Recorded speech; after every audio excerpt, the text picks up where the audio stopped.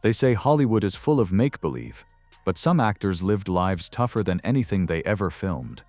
Behind the glitz and glamour, there were men who fought wars, survived near-death experiences, and carried scars you'd never see on screen. These weren't just actors, they were soldiers, fighters, survivors, men who turned real pain into legendary presence. Today we're counting down 10 of the toughest actors in Hollywood history, ranked from tough to absolutely unstoppable. And trust me, you won't believe who ends up at number 1. Number 10. Sessue Hayakawa. In early Hollywood, Asian actors were almost never allowed to be heroes. They were cast as villains, servants, or jokes. Sessue Hayakawa broke that mold wide open. Born in Japan in 1889 into a respected family, he was set for a military career until a diving accident ruptured his eardrum. The shame crushed him so deeply that he even attempted ritual seppuku before being stopped. That moment of despair became the turning point that sent him to America. There he discovered film. With a single glare and an air of controlled danger, Hayakawa became one of the first non-white stars to rival Hollywood's biggest names.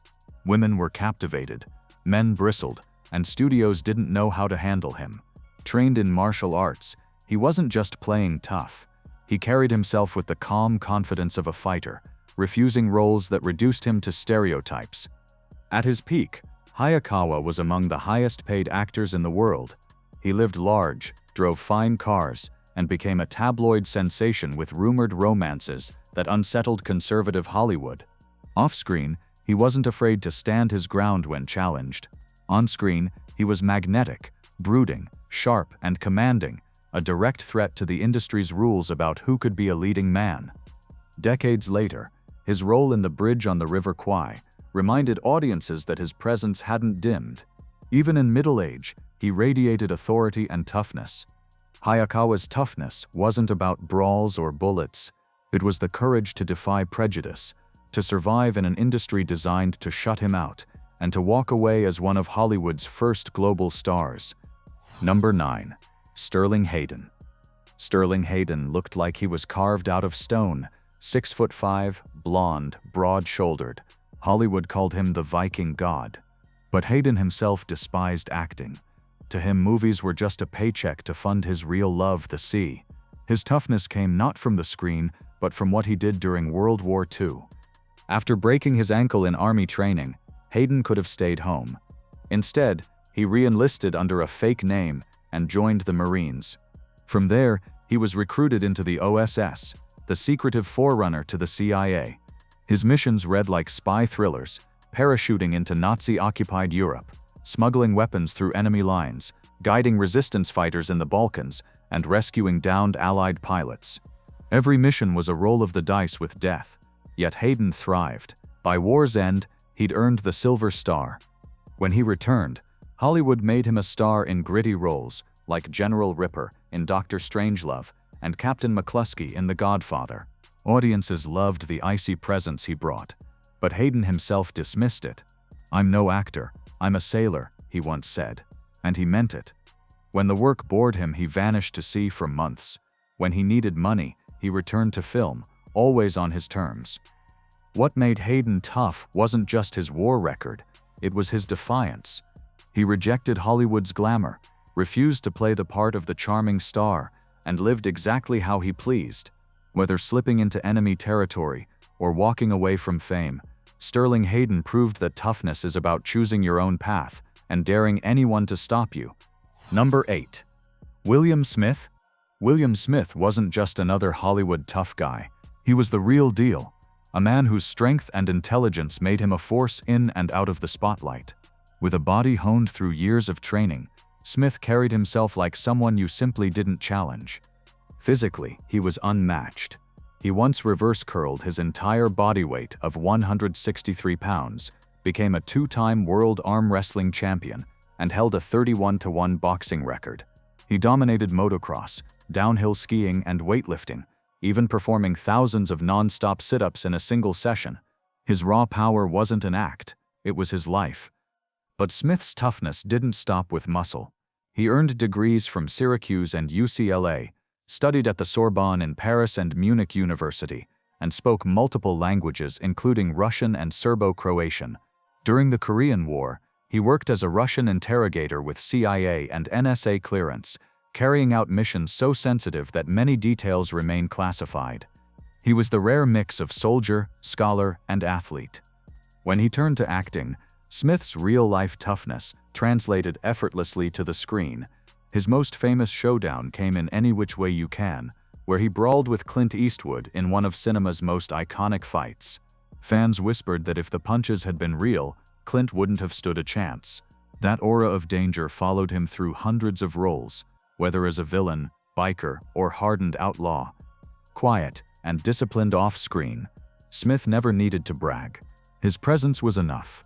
He was living proof that toughness isn't about image, it's about power, skill, and the ability to dominate any arena, whether the battlefield, the classroom, or the big screen. Number 7. Charles Bronson. Charles Bronson didn't just look tough. He was tough, long before Hollywood ever found him. Born Charles Buczynski in 1921, he was one of 15 children crammed into a poor Pennsylvania coal mining family. He grew up so poor, he once admitted he hadn't owned a proper pair of clothes until his teens.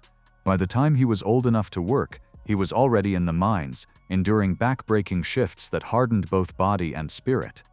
World War II gave him a chance to escape, but it wasn't an easier life. Bronson enlisted in the U.S. Army Air Forces and became a tail gunner on B-29 bombers, one of the deadliest jobs in the service. In the cramped, exposed turret, he flew 25 combat missions under constant threat from enemy fighters and anti-aircraft fire. He was wounded in action and awarded a Purple Heart. Surviving that many missions as a tail gunner was rare, and Bronson carried those scars back with him.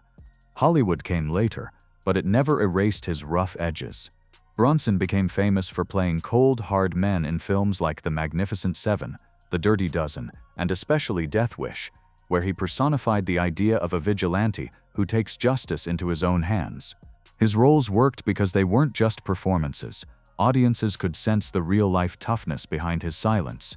On set, he was known as distant and introverted, keeping to himself and avoiding small talk. He didn't need bravado. His life had already carved toughness into his face, his posture, his presence.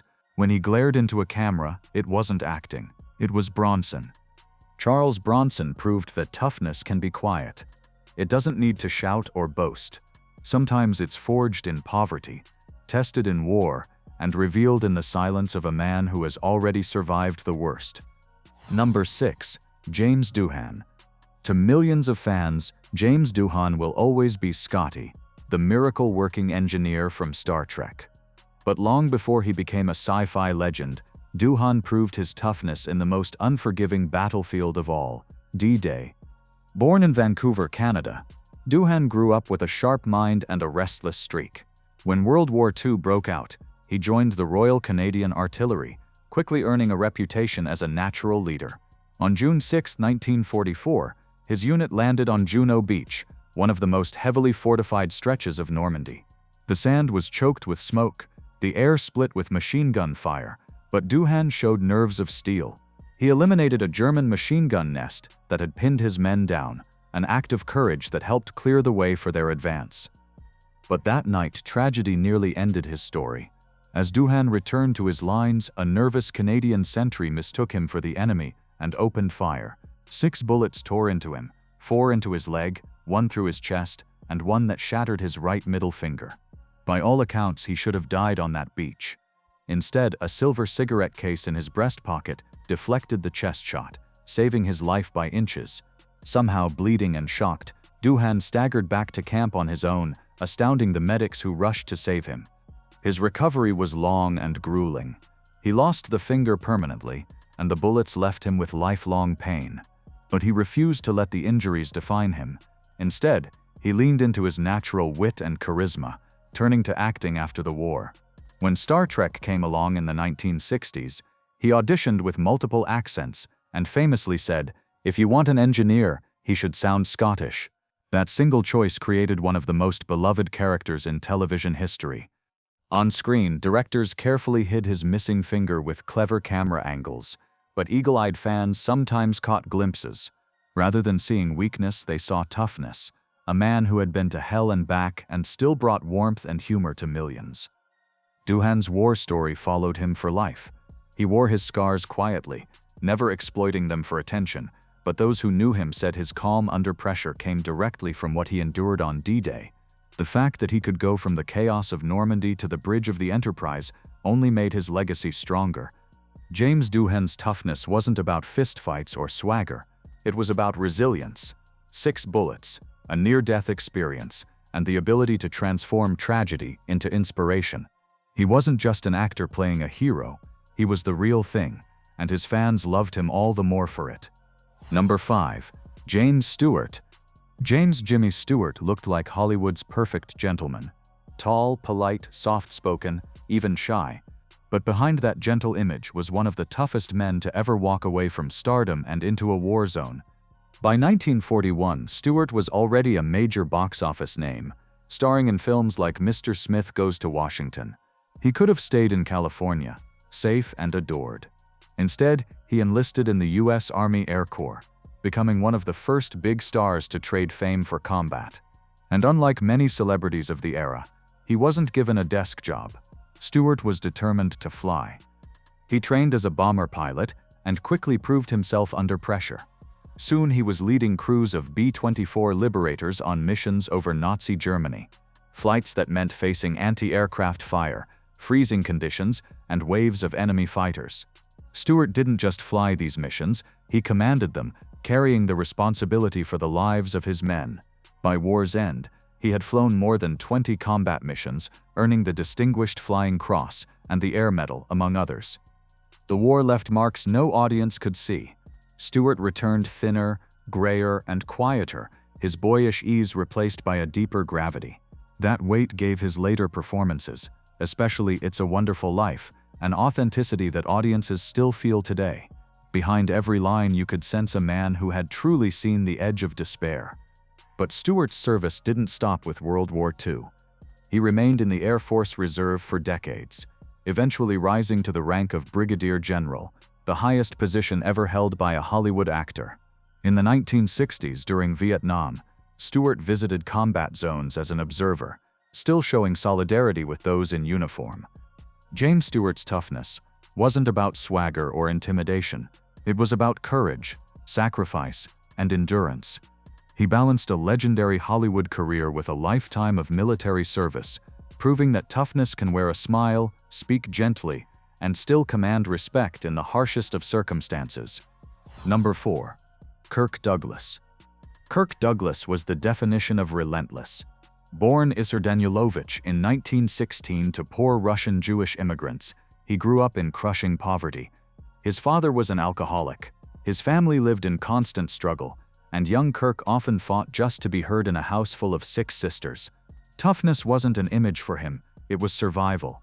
When World War II erupted, Douglas enlisted in the U.S. Navy and served as a communications officer on anti-submarine patrols.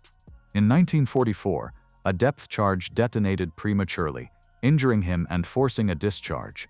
For Douglas, it was another wound to carry, but like every setback in his life, it didn't break him. He turned his energy to acting, carving his way into Hollywood not with charm, but with sheer intensity. On screen, Douglas radiated fire. He was brash, physical, and unafraid to play characters who burned with ambition or rage, but his toughness wasn't limited to the roles he played. Off-screen, he was just as fearless. In 1960, at the height of the Hollywood blacklist, he made a decision that could have ended his career. He gave blacklisted screenwriter Dalton Trumbo full credit for Spartacus. That bold move shattered the blacklist and helped free countless artists from silence. Few stars would have dared. Douglas didn't hesitate. Life kept testing him. At 74, he survived a helicopter crash that killed 2 others. 5 years later, he suffered a massive stroke that robbed him of his speech. Doctors doubted he'd recover, but Douglas fought his way back, relearning how to speak and returning to public life. He went on to inspire millions by refusing to let tragedy silence him. He lived to the remarkable age of 103, a century of grit and resilience etched into his face. Reflecting on his life, Douglas once said, "I was not a tough guy. I just acted like one. But the truth was obvious. He had survived poverty, war, crashes and a stroke, and still stood tall. Kirk Douglas wasn't just one of Hollywood's brightest stars. He was a man who met every blow life threw at him and answered with defiance. Number 3. Peter Julian Ortiz. Some actors pretended to be heroes on screen. Peter Julian Ortiz was one in real life. Born in 1913 to a Spanish father and American mother, Ortiz grew up between cultures, picking up languages like other kids picked up hobbies.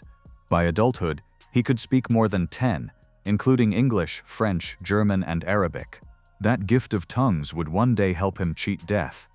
At just 19, he enlisted in the French Foreign Legion, one of the toughest fighting units in the world. Stationed in North Africa, Ortiz endured blistering heat, punishing marches, and brutal combat. The Legion demanded more than discipline, it demanded absolute loyalty, and Ortiz thrived in it. He fought so well that he earned the Croix de Guerre and the Médaille Militaire, two of France's highest honors for bravery. When his contract ended, he drifted back toward civilian life and Hollywood, advising war films, but the pull of danger was too strong. When World War II erupted, Ortiz rejoined the Legion. He fought with distinction, was wounded, and eventually captured by the Germans. Most men would have accepted fate. Ortiz didn't. He escaped his captors and made his way back across hostile territory. Proving his toughness wasn't just about bravery and combat, it was about cunning survival. In 1942, he returned to America and enlisted in the U.S. Marines. Thanks to his extraordinary record, he was fast-tracked into the OSS, the top-secret intelligence agency that would later become the CIA. This is where his story turns legendary. Ortiz parachuted into occupied France, carrying nothing but a radio, his training, and his iron nerve. His missions included coordinating supply drops with the French resistance, smuggling downed Allied pilots out of enemy territory, and gathering intelligence right under the noses of German patrols. On one mission, he was captured again, this time by the Gestapo. For months, he endured captivity, interrogation, and the constant threat of execution, and once again he escaped. That made him one of the few men in history to break free from both German and Vichy French prisons. Each escape only added to his legend, and each time he went right back to work. By the end of the war, Ortiz had earned the Navy Cross, the Legion of Merit, and decorations from France and Britain, including membership in the Order of the British Empire. In total, he wore 24 medals from 3 nations, a record so staggering that even other soldiers spoke of him in awe. After the war, Ortiz returned to Hollywood. He acted in smaller films and served as a technical advisor. But even in minor roles, there was something about him you couldn't fake. When he stood in uniform on screen, audiences didn't just see an actor, they saw a man who had already lived what others only pretended. Ortiz retired as a Marine colonel, a warrior who had risked his life in deserts, prisons, and occupied cities. Unlike most Hollywood tough guys, his toughness wasn't crafted in a script, it was earned in the kind of missions where one mistake meant death. Peter Julian Ortiz was proof that some of Hollywood's toughest men didn't get their reputations from the movies, they got them from history itself. Number 2. Christopher Lee. Sir Christopher Lee's career spanned nearly 7 decades, but no film could capture the full extent of his life. Towering at 6'5", with a voice like thunder, he became cinema's great villain, Dracula, Saruman, Count Dooku. Yet the truth is, his real life was more dangerous, more dramatic, and tougher than any role he ever played. Born in 1922, Lee's youth was shaped by the turbulence of a Europe already sliding toward war. When World War II broke out, he joined the Royal Air Force, training as a pilot before medical issues redirected him into intelligence. That twist of fate put him on a path into the most secretive and dangerous corners of the conflict. Lee was attached to the Long-Range Desert Group and Popsky's Private Army, elite units that carried out sabotage, reconnaissance, and guerrilla warfare behind enemy lines in North Africa and Italy. Later, he worked with the SAS, one of the toughest special forces on the planet.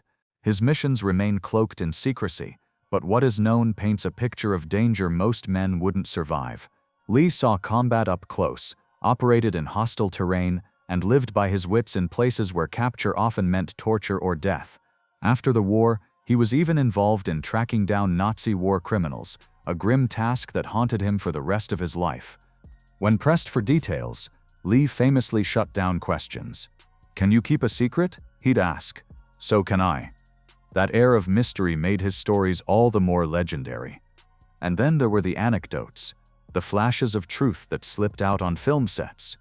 During The Lord of the Rings, director Peter Jackson tried to explain how he wanted Saruman to sound when stabbed in the back. Lee stopped him cold. "Have you any idea what kind of noise a man makes when he's stabbed in the back?" "Because I do." The room went silent. Everyone knew he wasn't acting. Beyond the battlefield, Lee built a reputation as a man of immense culture. He spoke 8 languages, was a world-class swordsman, and performed his own fencing scenes well into his 70s. He once described his countless on-screen duels as exercise compared to the real thing. Off-camera, he loved music and shocked the world by releasing heavy metal albums in his 80s because, in his words, he wasn't about to grow old quietly.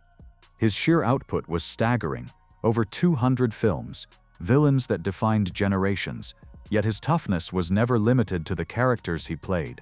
It was in the discipline he carried, the secrecy he kept, and the composure of a man who had faced death long before Hollywood ever knew his name. When he was knighted in 2009, it was a rare honor, not just for his cinematic legacy, but for the life he had lived, a life that bridged culture, war, and art in a way few could imagine. Christopher Lee died in 2015 at the age of 93, leaving behind not just films but a life story so incredible it still sounds like legend. He wasn't just one of Hollywood's toughest men. He was one of the toughest men, period. Number 1. Audie Murphy. When it comes to toughness, one name towers above the rest: Audie Leon Murphy. He wasn't just tough by Hollywood standards, he was tough by history's standards. Born in 1925 to a poor Texas sharecropper family, Murphy grew up hunting rabbits with a rifle to help feed his siblings. He was small, underfed, and often underestimated, but behind his boyish looks was a will forged in hardship. At just 17, Murphy lied about his age to enlist in the U.S. Army during World War II. What followed was a story so unbelievable that Hollywood later turned it into a film, To Hell and Back, with Murphy playing himself. He became the most decorated American combat soldier of the entire war, earning every U.S. military combat award for valor, along with honors from France and Belgium. His most legendary moment came in January 1945, during the Battle of the Colmar Pocket in France. Facing a German company with nothing but a burning tank destroyer for cover, Murphy climbed onto the wreck, grabbed its .50 caliber machine gun, and held off an entire enemy advance single-handedly for over an hour. He killed or wounded dozens, despite being wounded himself, and then led a counterattack that pushed the Germans back. For this act of staggering bravery, he received the Medal of Honor. And this wasn't a one-time miracle. Murphy fought in 9 major campaigns across Europe, surviving wounds, frostbite, and sheer exhaustion. Time and again, he put himself in impossible situations and came out alive. By the end of the war, he was credited with killing 240 enemy soldiers and capturing or wounding countless others. He was 19 years old. But Murphy's toughness didn't vanish when the war ended. Returning home, he battled nightmares and what we now call PTSD. Instead of breaking him, it drove him to raise awareness for other veterans who suffered in silence. At the same time, he transitioned into Hollywood, starring in more than 40 films, often westerns and war dramas that echoed his real-life experiences. Audiences loved him because they knew they weren't watching a performance, they were watching a man who had truly lived it. His toughness extended beyond the battlefield and the camera. He became an expert marksman, a skilled boxer, and even trained in judo. Friends recalled how he could draw a revolver and fire with lightning speed, hitting targets so small it left onlookers stunned. Michael Dante, one of his co-stars, once watched Murphy casually shoot the pods off okra plants with pinpoint precision, just to show his accuracy. Audie Murphy was a man who embodied toughness in every sense. Physically, mentally, and emotionally. He wasn't tall, he wasn't intimidating by appearance, but he had the heart of a warrior and the courage of 10 men. When his life was tragically cut short in a plane crash in 1971, he left behind a legacy unmatched by any other actor. To this day, Murphy remains the standard of real-life heroism in Hollywood, proof that the toughest men aren't always the loudest or the biggest. Sometimes they're the ones who stare death in the face and refuse to back down. And that's why Audie Murphy stands as number 1, the toughest actor in Hollywood history. Hollywood is full of legends, but these 10 men proved that toughness isn't just about what happens on screen, it's about the battles fought in real life. From storming beaches and flying bombing runs, to surviving poverty, prejudice, and near-death experiences, each of them showed that true grit leaves scars you can't fake. And while the cameras may have captured their performances, it was their real-life toughness that made them unforgettable. So now it's your turn. Who do you think was the toughest actor in Hollywood history? Did we get it right? Or did we miss someone you would have added to the list? Drop your thoughts in the comments, because the debate is far from over. If you enjoyed this countdown, make sure to like, share, and subscribe for more untold stories from Hollywood's past. Trust me, you won't want to miss what's coming next.